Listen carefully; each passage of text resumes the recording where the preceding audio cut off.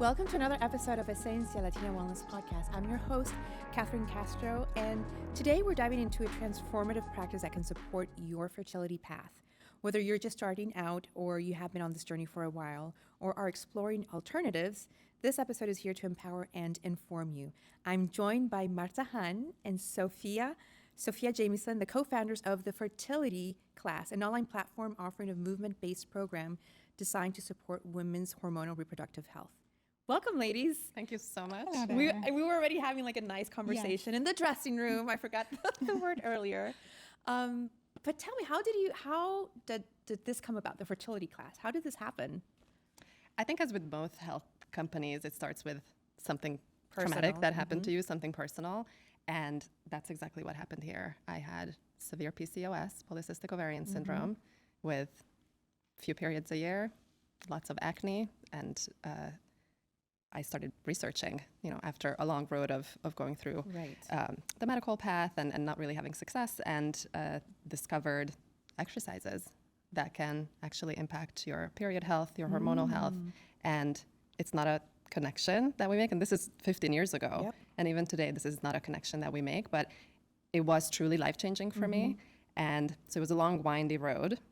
As it often is. As it often is, that led us to starting the fertility class a year ago, and we felt a calling. Yeah, I mean, it was personal story for all the way. I had hypothalamic amenorrhea, which a very fancy word basically to saying that I didn't ovulate or menstruate on my own, and that turned into like a 3 years of infertility journey. Had a miscarriage, and I felt really frustrated, lonely, and really clueless about my body. Like I realized that I know nothing what's going on internally, even though that I was a dancer, Of course, and you should be more in tune with your body, right? I should be more in tune with my body, but for some reason, the lifestyle I was living, it basically sent me off this, horrible hormonal imbalance, as a competitive ballroom dancer, you train 4 or 5 hours a day, you are in a strict diet, and my body was in survival mode. So 15 years later, you realize that all you needed is shift the perspective. You had to go from survival mode to rest and digest, and finally heal your body through movement, through eating, the right foods, and really managing that stress. And also, I mean, people don't think about this, but when you're a dancer, and in your case, you were a competitive ballroom dancer, exactly, you're an athlete, pretty much. Yeah, you are, basically. Yeah. And in women's cases, when you grow up with such rigorous training, I grew up like that as well, with dancing, ballet, jazz, tap dance, gymnastics. I was in a swimming team, martial arts. Oh, wow. So basically, what happened with me is that I was told that all the stuff that I was going through, because it's something similar, it was normal because I was an athlete. I produced more testosterone than a regular woman would. Is this something that you encountered? Yeah, I mean, yes, now that I know more about hormones, I became a holistic nutritionist, health coach, a yoga teacher to calm my nervous system down. But not until I found the fertility exercises, I managed to reach a regular, pain-free ovulatory cycle. So that was life-changing and mind-blowing. That exercise, the right amount of exercise can do that. Because athletes have to train every day, right? There is no choice. Like, I'm going to skip today because I have my period, I need to slow down. That's not happening. That's not the option. And that's where, I became a yoga teacher because I realized that my nervous system needs to calm down. And that helps so much, and nutrition helps so much. But, when you do like specific, unique exercises for your reproductive organs, that's a whole other story of healing your body. Now, before we continue, how did you two connect? How did you meet? You say that story. We're both Hungarian, and we were both living in London at the time, and we were both on a playground with our little boys, and she overheard me speak Hungarian to my son, and she walked over. It's not very usual for Hungarian people to just casually walk up to other Hungarians. I don't know if this exists in your culture, but she was so friendly and came up to me, and we became instant friends. And our little boys are 3 days apart. September 1, September 4, and they became best friends. Yeah. And so in the same exact year, both of us moved. I moved to the East Coast of the US, she moved to the West Coast. almost to the day. Yeah. And but when we first met, I was already through this journey. So I healed myself, and thanks to that, I had that little boy. And with Marta, that's where our journey began, because I started sharing with her about this, and we just became so enveloped in this. But this was almost 15 years ago, so it really took us. It was a long journey. It takes that long. Healing takes that long journey.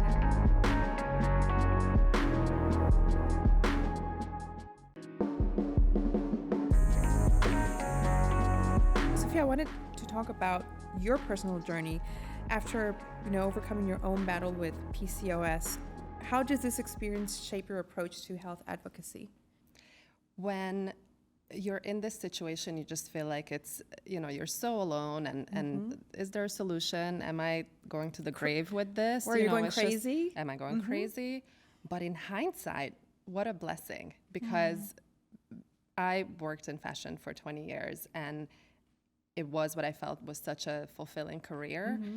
But doing this, helping women, being able to work with one of your closest friends, it's there's a saying in Hungarian that translates to I touched God's leg, and it just means like I'm so blessed, I'm so lucky. You're lucky, yeah. And I mean, truly, so for something that was so painful for so many years, and I was kind of in this unknown territory, to now having this and helping women through exactly what we went through is a gift. Now, can you explain what is the Aviva method, and how does that help to hormonal your balance for your reproductive health? So the Aviva method was, founded back in the 1960s by Aviva Gabriela Steiner, and we took the roots of the exercises from that method, but we wanted to bring her method to the next level, because we found that it was a little bit crunchy, a little bit old, it wasn't accessible, you had to learn it from a book, with pictures and lots of writing, and no one wants to do that. The Gen Zs don't want to do that. So Zsofia had this amazing idea that we need to put this online, on demand, so anyone, anywhere in the world can access it. And also, it's really important for us that it's affordable, accessible, and it's fun. It's the music, the movements. As a dancer, I definitely brought in the sassy, kind of sexy, feminine side a little bit more, because I think when a woman who is struggling with hormonal imbalance, there is this pelvic stagnation. They don't move their hips, because it's, it's like, oh no, I'm shy. Yeah. Somebody would say I'm, but it's not. No. Have you ever seen fertility dances around the fire, in films? That's where it starts, in your root. In your root chakra, yes. Root and sacral chakra, yes. So you have to bring that alive. And so many of our clients actually write us back. We have a group chat, and it's like, oh my God, I feel everything moving, and I feel so free. I feel the warmth, I feel the buzzing. It's immediately noticeable. Completely, and it's you can see it in people's aura even. Absolutely. Yeah. Well, movement is medicine. We tend to forget. It's not something, yes, we do it for fun, we do it for fitness, but functional exercises like fertility health exercises are actually healing.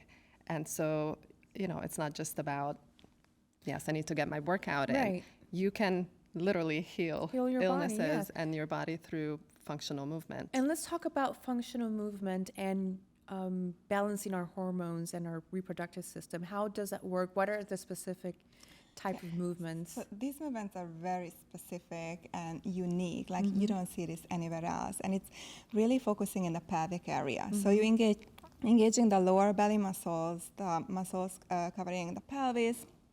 And as you do a rhythmic pelvic movement, contracting and releasing these muscles, you're pumping blood there. You're increasing the blood flow, the blood circulations. And since the blood brings all the vital nutrients, oxygens, hormones, your uterus, ovaries, fallopian tubes get these amazing vital nutrients, and they can function better. And then, we bring in stimulating reflexology points on the surface of the hands and feet. And we also built in movements that helps the brain-body, the brain-organ communication to kind of wake up. So it's like a self-healing journey through various movements. But we have specific movements built in just to ovulate or bring on menstruation, to to open up blocked fallopian tubes, ease PMS symptoms. If somebody has really painful periods, there are a number of exercises that they can do 5 days before their period starts to ease that pain. You don't need an Advil or Tylenol. Like, you can do this naturally. And it sounds like a long list, but it really all comes back to hormones. You know, all of these issues are because of hormone imbalances. So to your point, you know, the exercises actually help balance your hormones, and that's where you start eliminating some of these issues.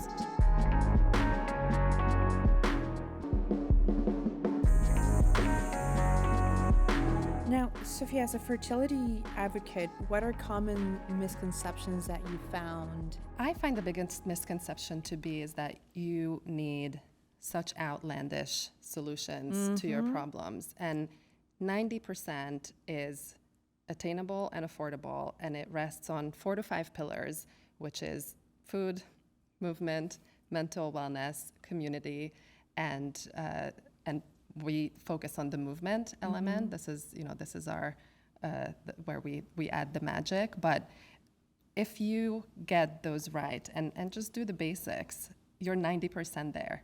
You know, all those the red light, the supplements, all of these things that you purchase.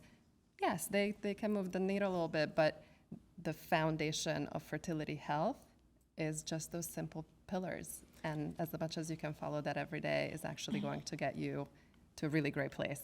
I know you went through it. I went through it. You probably went through it as well. Going through a healing journey itself was and has been and still is today expensive because we go over so many things and, well, maybe it's this, maybe it's that. Maybe if I add, the red light, maybe if I had the hydrogen water, maybe if I add the hyperbaric chambers, maybe.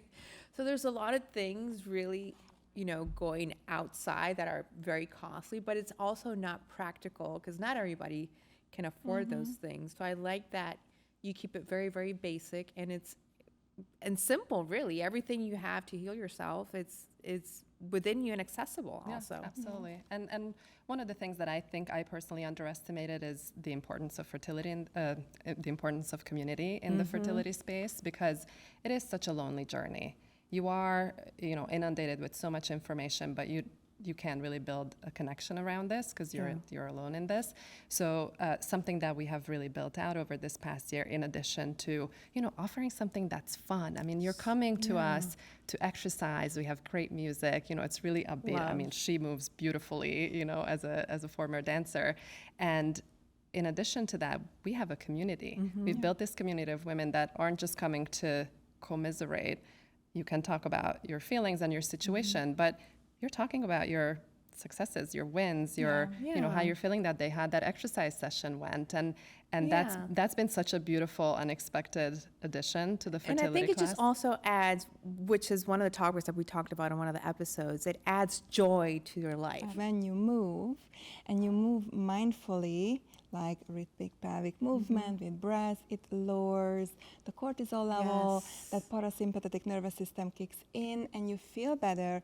And what I'm most proud of here, that we kind of awakening this feminine energy, this sassy, sexy, cheeky thing that lives in every single woman, but in our everyday life, it's sometimes very dormant, or it would be. It cannot come out in a regular day per se, right? If you work in an office and you commute and you do the dinner and then watch Netflix and traffic in LA. Yeah. But then you have 30 minutes when you can turn on the class and move like no one's watching, and then awakening this pelvic area, the sacral chakra, the root chakra, the yoga teacher coming out of me, but still, I kind of feel like I find my voice through these exercises. Yeah. We're going to take a little break. We'll be right back. We're going to prepare our Essence shot, so stick around, and I'll see you in a little bit.